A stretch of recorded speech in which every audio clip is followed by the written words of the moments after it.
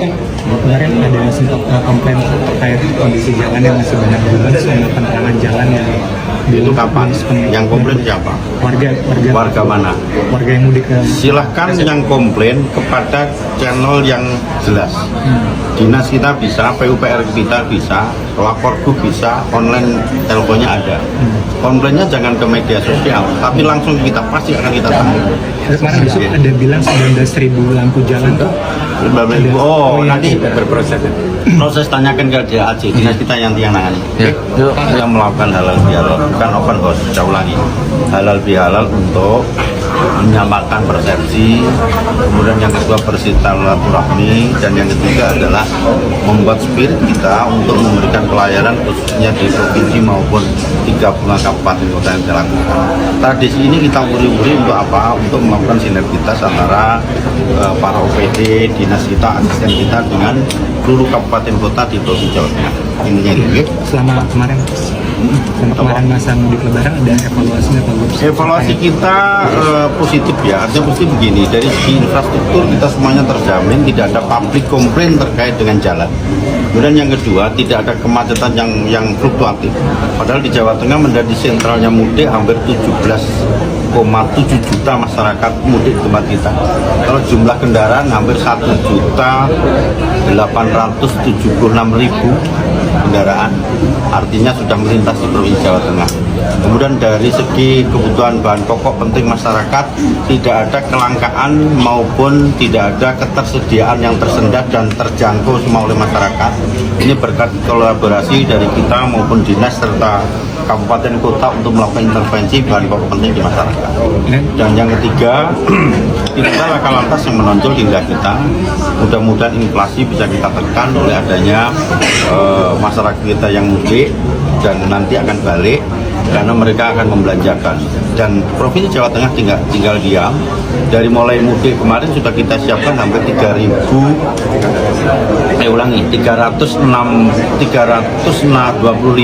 bis, kemudian 19 kereta api gratis. Kalau dihitung hampir 18.000 masyarakat kita mudik. Dan balik nanti besok minggu kita berangkatkan di stasiun ulangi di Asrama Haji Dono Wibran untuk masyarakat kita pekerja informal untuk berangkat ke sana. Dan mereka adalah warga Jawa Tengah. Pekerja informal masih menjadi prioritas utama untuk kita. Itulah Baraya ya, ungkapan dari Gubernur Jawa Tengah yang melarang warganya katanya untuk melapor di media sosial. Sekarang kita akan bacakan bagaimana menurut para netizen ya terkait dengan pernyataan dari Bapak Gubernur ini.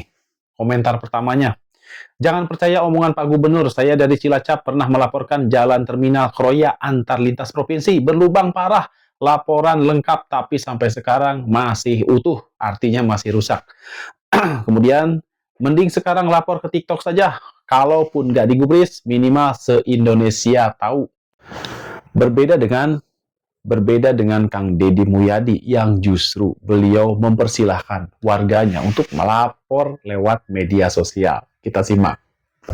Saya mengucapkan terima kasih kepada semua pihak, baik media, para pengamat, maupun warga masyarakat secara umum yang telah memberikan otokritik terhadap pemerintah Provinsi Jawa Barat untuk menyempurnakan berbagai langkah pembangunan agar produktif dan manfaat bagi kepentingan masyarakat dan memiliki manfaat ya. Salah satu hal yang disoroti adalah gagal bayar atau tunda bayar senilai 629 miliar.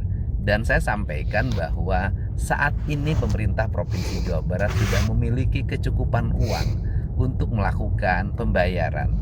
Dari mana sumber anggarannya? Sumber anggarannya diantaranya adalah dana alokasi umum yang tersedia, dan kemudian juga dari pembayaran pajak kendaraan bermotor yang terus mengalir dalam setiap hari.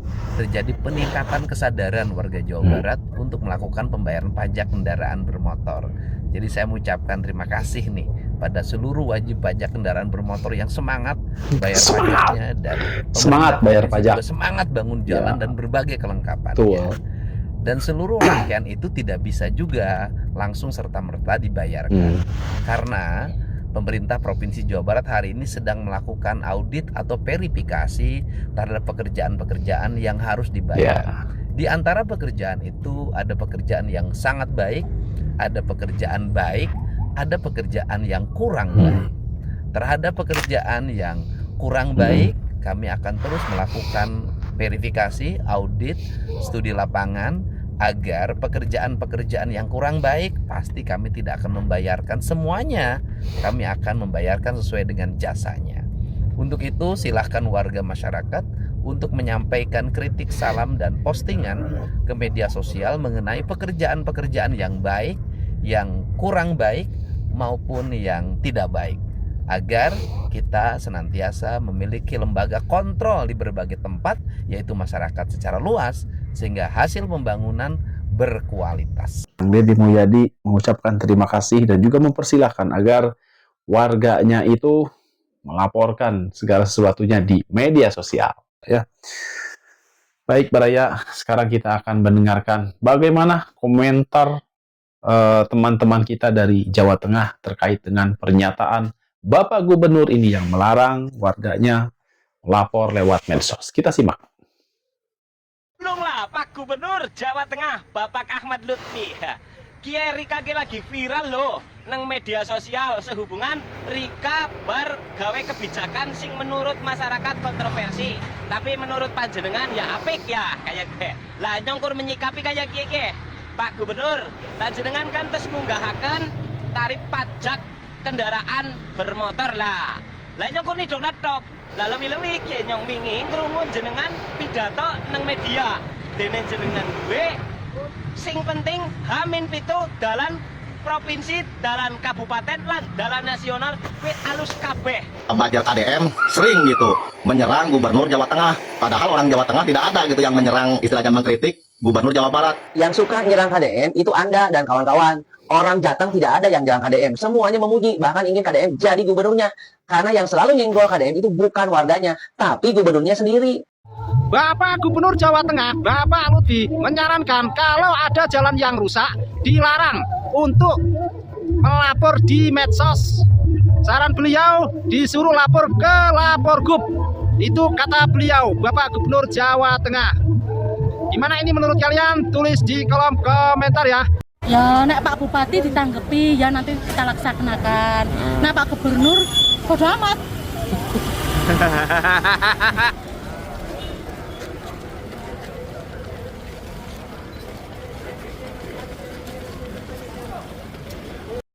Ada apa dengan Pak Lutfi Gubernur Jawa Tengah itu?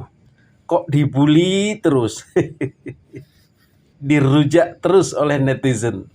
Baik dari Jawa Barat, dari Jawa Tengah maupun dari provinsi lain. Oh, ternyata pokok utamanya adalah dari Pak Lutfi sendiri. Jadi jejak digitalnya, sejarahnya Pak Lutfi itu gubernur yang nyinyirin KDM. Yang tidak suka KDM, yang antipati KDM, tidak ada kesopanan, tidak ada akhlak, tidak ada respect terhadap KDM. Apa salah KDM? Terutama dalam hal meledek sebagai gubernur konten. Artinya hanya konten, tidak kerja, tidak ada kerjaan. Dan itu di framing berkali-kali oleh Pak Lutfi menjelek-jelekan KDM. Gubernur konten.